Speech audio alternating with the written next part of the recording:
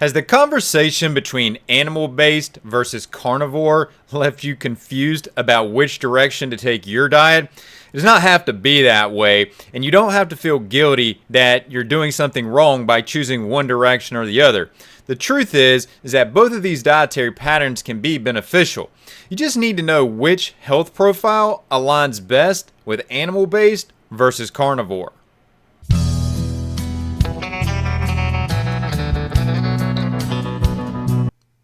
The popularity of the carnivore diet cannot be understated. Given that this dietary pattern is at the end of the spectrum, it was only a matter of time before the pendulum started to swing away from this extreme. Thus, the animal-based diet evolved. And while many dogmatic advocates argue between one position or the other, animal-based versus carnivore, the truth is that both dietary patterns have a place. And that's the topic of the conversation today. I'm here to help you find clarity regarding which of these two closely associated dietary patterns might be best for you. But before we get started, let me introduce myself. I'm Arland Hill. I'm a regenerative rancher that helps those interested in animal-based products streamline where and how to find the products that they really seek. To start us off today, we want to first ask, what are you trying to accomplish? In other words, what's the goal when it comes to trying to choose between animal-based versus carnivore? What are you seeking with your dietary direction? Is there something in your health that you're trying to address? And so this is the direction that we're going to take today. But I want to start us out even before that by giving some minimalist definitions between carnivore and animal-based. And again, I'm going to keep these at minimalist definitions with the understanding that many might layer in other facets to these. If you're eating a carnivore diet, you're eating only animal-derived foods. In contrast, if you're eating an animal-based diet, you're eating mostly animal-derived foods, but not exclusively. There's some non-animal derived foods in there as well. And so we might say that this is still an omnivore diet, but it's certainly not what many might label as a balanced omnivore diet, given the heavy emphasis on the animal-based foods. You might find a breakdown of half animal versus half plant, or maybe you say it a little differently as 1/3 protein, 1/3 fat, 1/3 carbohydrate. There's different ways to look at this, but the point is that when you're doing an animal-based diet, and you're looking at some of these non-animal foods, you're including things like fruits and some vegetables, including even tubers, maybe potatoes, if you will. And the assumption as I go forward here is that what you're choosing is of a low toxicity level. And in probability, you could, for your animal base, you could be choosing all meat, but you don't have to. It doesn't necessarily mean that you're choosing all meat. You could choose dairy products as well, or you could choose eggs as a part of this dietary pattern. So there is some flexibility in the definitions, but just for most minimalists, carnivore, all animal-derived, animal-based, mostly animal-derived, but not exclusively. Now, as I go through this content, I need to say this at the outset. I want you to keep everything that I say in the context of carnivore and animal-based. I don't want you to think that I'm going the direction of anything plant-based, anything of that nature. That is not the topic of this conversation. That's not my interest here for you today. So when I'm referring to including non-animal foods, I'm still referring to a high-protein diet that has a reasonable amount of animal fat intake and not what many might label as a typical omnivore diet. Now, keep in mind that as I go through and I try to categorize things for you here, that it's very difficult to have this conversation without acknowledging that it's going to contain a lot of gray. It would be very easy or very ideal if we could keep things very black and white, but the truth is that that's very difficult to do in a conversation like this. But I'll try to as much as I can, certainly, to keep this easy for you to understand and utilize this information. But note that nothing that I'm saying is intended to be dogmatic. It's just meant to be a firm guideline that can be altered based on what your needs are and probably should be altered over time as your health changes and improves. So let's begin by categorizing with our first category here. And what I'm going to do is I'm going to take one category and I'm going to align which dietary pattern most likely fits best to that and why. Meaning, for example here, weight loss is where we're going to start, and I'm going to suggest that carnivore is the better dietary pattern if weight loss is your goal. And I'm going to go through a couple of categories like that, but let's start off with weight loss nonetheless. So if someone is looking for a complete dietary overhaul, then we're going to have to take that individual through a period of breaking some of their prior habits. And we need to put as much distance as possible between that individual and their prior habits, and very possibly even take their dietary pattern 180 degrees. Well, certainly carnivore has the capability for doing that. We need to help that individual build structure, and structure that is different than what they've been accustomed to. So whereas maybe they've just been grabbing a lot of things that were very easy for them and having some degree of variety there, well, maybe some monotony is not necessarily a bad thing here if it can create results. So we want to build structure and we want to break habits. Carnivore can help us do that. And we want to look at certainly what is maybe a bit more obvious here, which is the complete avoidance of ultra-processed foods.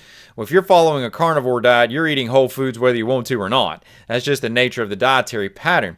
So it also gives us that ability to pivot into these whole foods, and again, that's really what you're going to be consuming if you're consuming a carnivore diet. The other thing is that if you're struggling with weight loss, you're probably consuming the wrong type of fats in your diet. Chances are you really don't even have a realization of what type of fat you're consuming in your diet, but a lot of these are going to be processed fats. They're going to be seed oils. They're not going to be ones that should be making up an abundance in the diet. They should be in the diet very, very sparingly. So the carnivore diet has a way of self-correcting that. Even if you're not choosing pasture-raised animals, which I would highly advocate for, but even if you're not doing that, you're still going to change your fatty acid profile if you move from a more standard diet into a carnivore diet. And many diets that are, or dietary patterns that are contributing to weight gain aren't putting an emphasis on protein. Again, many of us know this, but again, we're trying to go the opposite direction with that. So if we want to emphasize protein, well, no diet is going to do that better than the carnivore diet. So it's just an unavoidable byproduct of transitioning into that dietary pattern. So if you're going weight loss, carnivore is your pattern. Now, closely on the heels of that, the next category that I want to share with you here is going to be metabolic syndrome. And think of that in terms of being the precursor to cardiovascular disease and diabetes mellitus. And it's often linked to poor weight management, but not always. That's not 100% the case. Certainly, many individuals that I've worked with over the years that are dealing with metabolic syndrome come in underweight. So that is a possibility too. And when you look at metabolic syndrome and the progression towards cardiovascular disease and diabetes, there are some unique features in these conditions that we want to pay attention to that is going to help us make the right choice, if you will, between carnivore and animal-based. So let's look at these. So for example, the lipids will increase when you transition into animal-based or carnivore. So to say that differently, your cholesterol is going to go up, especially your LDL. You're going to see an increase in those particular lab markers, but I don't want you to get fixated on that. If you're new to this conversation, just understand that the story is a lot bigger than just looking at your cholesterol here. So it's bigger because you have to get into topics such as oxidation and inflammation, and these are part of the disease progression. And so if we're looking for a higher consumption of antioxidants, that's going to start leading us in a specific direction. And so while certainly some animal foods are going to contain antioxidants, especially your nutrient antioxidants, and even some of your non-nutrient antioxidants are going to be there, your plants are going to add those at levels that are going to be above what you're going to find in your animal food. So there's just going to be a more dense concentration. So it's a more direct way for you to target that oxidation with the diet. Now, again, There's going to be differences in opinion on this. I'm just giving you a landscape to start to work from, okay? Now, there's also, when it comes to metabolic syndrome, there is a link to dysbiosis as well. And your plant foods will help correct that faster. Now, I want to say this, when it comes to the correction of dysbiosis, having adequate protein in the diet, especially like we talk about when you're consuming either carnivore or animal-based, that's priority number one. You've got to have the high protein there, but the addition of the plants does bring a lot to the table, no pun intended, is going to help correct that dysbiosis a bit faster. So when you're including the plants, one of the things that you're including in there are antimicrobial components. These are going to inhibit the growth of these microbes that are contributing to this overall dysbiosis.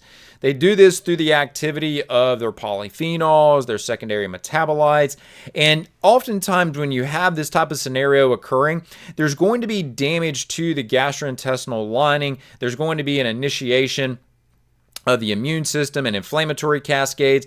And so the inclusion of fiber coming in through the diet is going to contribute to the production of what are known as short-chain fatty acids. And these are going to help build up what are called keystone species. These are critical species that help maintain the stability of the environment in the gut. They're going to help offset the dysbiosis. These short-chain fatty acids, they're also going to nourish the gut cells, any number of different kinds of cells in here, what are called enterocytes to the mucus secreting cells, as many other types of cell types in there. And then short-chain fatty acids are also going to directly reduce the immune cascades.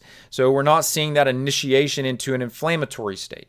So if I'm looking to choose between animal-based and carnivore for metabolic syndrome, well, guys, I'm going animal-based on this one. And what about neurodegenerative disease? Well, here I'm also going with animal-based, and the reason is because of a lot of things that I just said as it relates to metabolic syndrome. There's some common physiological dysfunction there, things like oxidation, inflammation, toxicity. The components in plants will play a role with each of these, so why not harness those in the diet, but yet keep that protein and those animal-based foods up so you can harness the benefits there as well and not exclude what the plants have the therapeutic capacity to be able to deliver.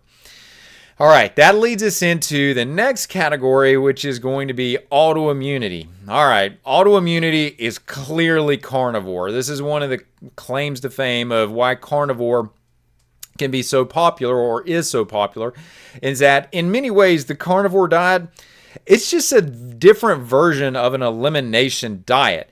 And there's removal of foods in many categories here. So if you think about your animal foods and then all the other categories of things that you could ingest, that's a pretty long list outside of those animal-based foods. So it's easily allowing you to eliminate some of these immune triggers, the common ones that we hear about, like lectins and glutens, just as starters to that.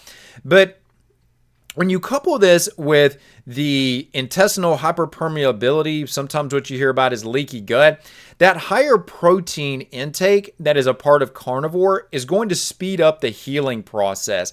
It allows for a quicker recovery time due to the rapid cell turnover. So as these cells in your gut turn over every 3 to 7 days, the more protein availability they have, especially glutamine, which is high in your animal-based foods, that glutamine, one of the amino acids in protein there, is going to allow those cells to replicate faster and to turn over quicker and more efficiently. So higher protein, like you would see with a carnivore diet for autoimmunity, addressing that underlying dysfunction of gut dysbiosis and the integrity of the gut, the intestinal hyperpermeability, the integrity of the gut not being sufficient. High protein manages all of those things. So it's a sustainable elimination diet, more so than what we've seen with elimination diets in the past. Historically, and just to give you some context here, I've been in clinical practice for over 2 decades, and when I started working with patients initially in my early career, and we would implement an elimination diet, we would run sensitivity immune testing, and it was helpful to find out what the triggers were that individual needed to address and to pull out of their diet.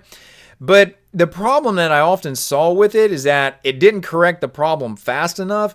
And even though it removed these long-term triggers, it didn't emphasize the proteins in the diet.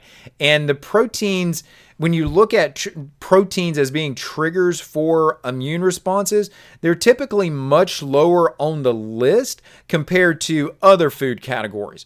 The one exception to that is going to be dairy. We did see dairy pop up a lot on these tests in the past, but that was also looking at conventional dairy, which is much different than raw A2 dairy, which, as you know, I'm a big advocate of and also can be extremely beneficial in healing the gut environment. So if you're dealing with autoimmunity, especially if you're thinking in the direction of an elimination diet and trying that, I would definitely go carnivore here and harness the benefits that you're likely to see from that. What about skin issues? Let's say you have eczema, psoriasis. Well, these are very similar to autoimmunity. Oftentimes there's a lot of similar underlying dysfunction with these. And it really comes down to, in terms of what skin issue you have, there's a lot of individuality there, and in regards to what the immune system has developed a response against and what it decides to attack and how the proteins that it's decided to attack mimics proteins throughout your body as to what you end up, in terms of a skin condition or an autoimmune condition, what you end up dealing with.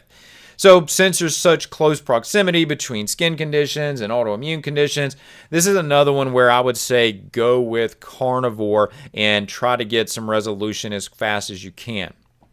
Now, there's another category here that's extremely popular that I want to touch on, and this one is not so straightforward. So if you're dealing with hormone balance, you really want to listen to this one, and so you'll know which way to go and not fall into some of the pitfalls that are very common to have happen by choosing the wrong diet. So typically when we talk about hormone balances, let me be clear in what we're often talking about here. So many times we're usually thinking more in the directions of depletions. In the male, that's often going to be a depletion in testosterone. Cortisol is generally associated with that as well. In the female, you're looking at drops in progesterone and cortisol, possibly estrogen, but let's focus more on progesterone and cortisol here. And when you see drops in cortisol, that can be a driving factor for hypoglycemia. That lethargic feeling throughout the day, especially if you go without eating and you're feeling tired, you can't sustain, or if you wake up in the morning, you have headaches, right? Those are generally symptoms associated with hypoglycemia. And so a negligible carbohydrate intake increases the demand for cortisol. If your blood glucose is dropping, your cortisol levels are going to rise to offset that. So there needs to be a balance between how much carbohydrate comes in versus your hypoglycemic presentation and the demand for cortisol. So this is when you're trying to increase these hormones. So for example, like cortisol and testosterone, the benefit of these higher intakes of animal-based foods, whether animal-based diet or carnivore, is that these are going to increase your cholesterol and especially your LDL, and that's often going to help make the production of these steroid hormones like testosterone and cortisol and progesterone easier, but it can still not be ideal. And I also want to emphasize one other aspect of the hormone imbalances and how that can present, and that can present with excesses. So we can also look at estrogen dominance, and when you look at ways to deal with estrogen dominance, plants are going to contain estrogen modulating compounds. So for example, these can be classified as things like flavonoids. They can be more specifically, you can look at things like parsley, cilantro, dandelion, which people use a dandelion tea from time to time. Those are things that are going to have a direct impact on estrogen receptors, and how estrogen is modulated. But you also need the higher protein here because you want to be able to optimize your detoxification and your excretory pathways so that as these excess levels of estrogen in this case are present, this pathways, the inherent pathways, the endogenous pathways are still optimized to be able to help with that excretion. And so when it comes to hormone balancing, whether you're dealing with this, trying to offset hypoglycemia, or you're trying to deal with an excess, really an animal-based diet is going to be a better option here, at least in my opinion, as opposed to a carnivore diet. I tend to see patients respond better by having some carbohydrates in the diet that are coming from quality carbohydrates, either fruits or starchy vegetables there that are either tubers or more of the fruit of the plant, like a butternut squash, something like that. Now, what about GI issues? Well, in this one, I'm going to suggest out of the gate that you go with carnivore, but then you ultimately begin to move more towards an animal-based diet.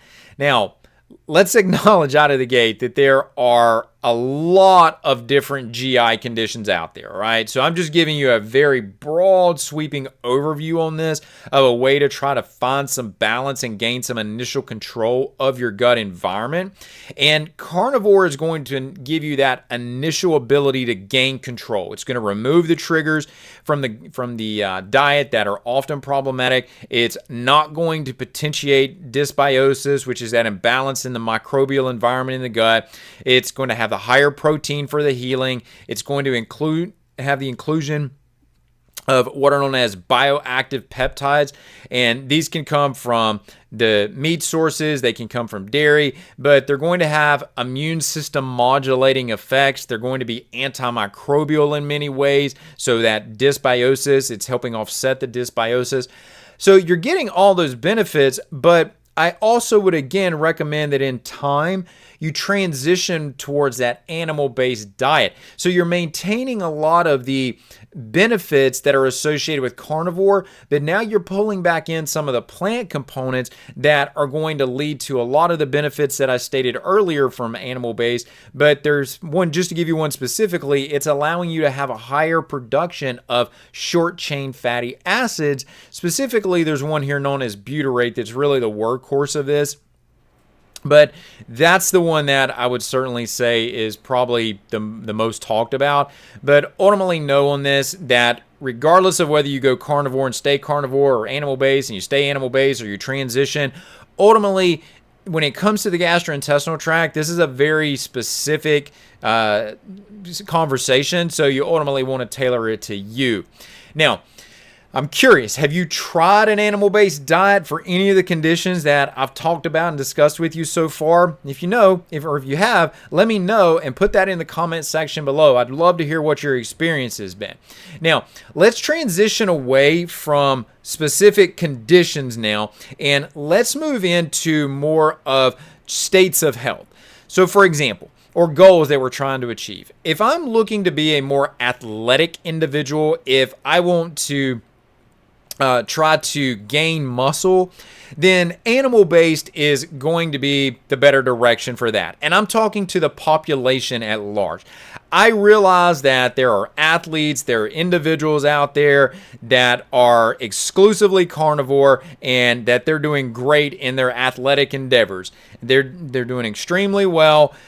Listen, I'm frankly not interested in the exceptions. I'm trying to speak to the majority of you out here. I'm looking to support as many individuals as I can, not the one-offs that tend to get highlighted. Okay, so with that in mind, if your goal is to try to increase muscle and have overall better metabolic function, carbohydrates in the diet are going to help with performance.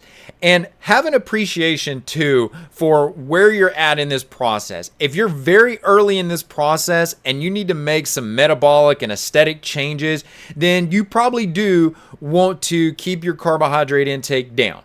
However, if you're further along in this process, you're more advanced athletically, you're at a point where putting more muscle on is really a highlight and a focus for you, which we should all be trying to build muscle and maintain muscle throughout the entire lifespan, then really you want those carbohydrates there. So that carbohydrate is going to help with performance. It's going to optimize those glycogen levels in the muscle to allow that muscle to perform at its highest capability. It enhances recovery. And when you're trying to implement this, one strategy that works pretty well here is going to be utilizing carbohydrate timing. So understand that is not that's not the end all be all. It is a strategy that I take, and what I mean by that is I try to time my carbohydrates before and after my workouts in terms of when I consume the majority of those. But in general, I don't make my living on athletics. I work out, I'm athletic because I want to keep my health optimized.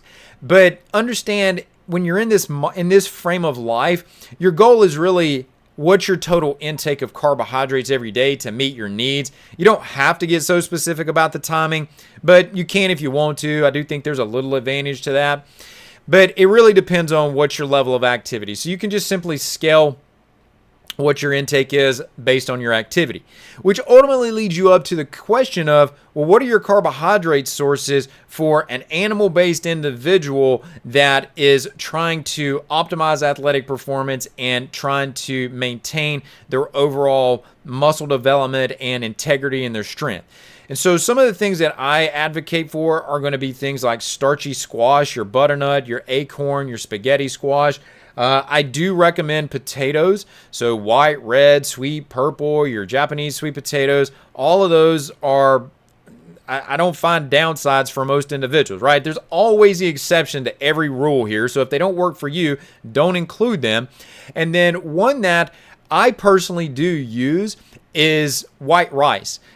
We have a source here at Harvest Hills Ranch of regeneratively raised white rice, or it's regeneratively raised rice where the hulls are removed from it and you have white rice. But the point is that it's a very easily digestible carbohydrate source. I'm not consuming it alone. I'm always mixing it with protein sources, quite a bit of protein as I consume a higher protein content in my meals. So there's always that protein content there to buffer it with. I'm generally going to have some plant intake at the same time.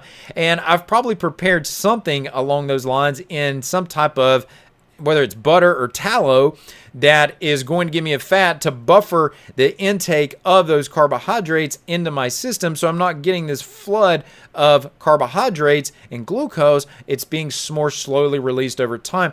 And I find that especially if I've got a heavy day coming up in the gym and I'm going to be pulling heavy or lifting heavy in some way, I'm going to have those carbohydrates, and I personally notice a difference with that. So your metabolic effects of many might argue is your negative metabolic effects from consuming something like white rice, higher dietary protein, having adequate muscle tissue, adequate activity. And especially if you're doing it with a carbohydrate cycling, meaning you're doing it around your higher levels of activity, you're not going to see negative impacts associated with that consumption of white rice done so at the level that you need it. Now, I've got two more here for you. So let's tackle the older individual. And for the older individual, I recommend animal-based. And here's why. There's a couple of common challenges that come up when you start looking at diet with older individuals. So one of these is going to be a loss of appetite. Well, when you start adding things in like fruit and some of the other carbohydrates, that's going to stimulate the appetite.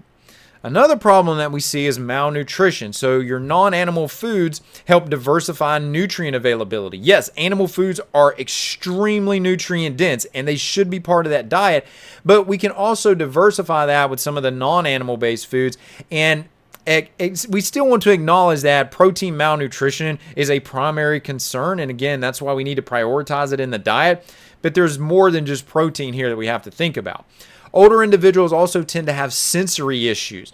So their taste and their smell, that can tend to decline. And so when you do animal and non-animal foods, you can help stimulate some of those senses, very much what I talked about with loss of appetite.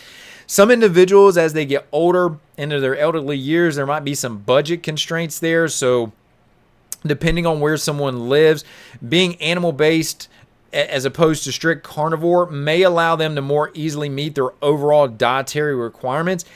And keep in mind that as we age, our immune systems are not as robust. We're slower in regards to healing. There's just a number of increased risk that higher protein can support all of these types of things. It does help the immune system. It does help us heal faster. It's going to reduce other metabolic risk. And so in general, that animal-based diet works better for the older individual. Now, what if you're just the average Joe, right? You don't fit into any category that I have mentioned so far, then you're the average Joe, right? There's nothing negative intended with that. And I'm just going to say that you don't have any defined health conditions, and your goal is to optimize your health and possibly correct a few nutrient deficiencies, which can pretty easily manifest even if you're doing, or even if you have a reasonably good diet, just based on the demands that we all tend to put on our body. My suggestion is that when it comes to the average Joe, animal-based is the direction you want to lean to. And the goals here are we want to stay metabolically healthy. We want to be able to keep muscle as we age and offset sarcopenia, that age-related muscle loss. We want to be able to offset that. We want to be able to prevent nutrient deficiencies. Animal-based is going to help us do all of that because it's going to create a bit more diversity within the diet. And overall, animal-based just generally fits better here because of the dietary flexibility. Now, average Joe, go animal-based on this. Now, I want to close out by giving you what I have employed personally with patients, given recommendations to the other individuals, and what I've read in the literature in terms of what adequate protein requirements are going to look like as a part of this dietary strategy of animal-based versus carnivore. Because regardless of which direction you go, these are still the numbers that you need to try to meet. And understand that these are not absolute definitives, but they are supported by research, right? And so on the low end, on the minimal, I'm going to suggest 2.2 grams per kilogram of body weight. The other way of saying that is 1 gram per pound of body weight. On the higher end, but this is not an upper limit that I'm suggesting to you here, but I would say this is on the upper end, the high end, is going to be around 3 grams per kilogram of body weight. So that translates to 1.36 grams per pound of body weight. Again, you don't have to be so specific there, 1.3, 1.4, or just somewhere north of 1 gram per pound of body weight would be considered leaning into the higher end there. And there doesn't appear to be detrimental effects on that, so if you want to go higher, go higher. There's not an upper limit to that.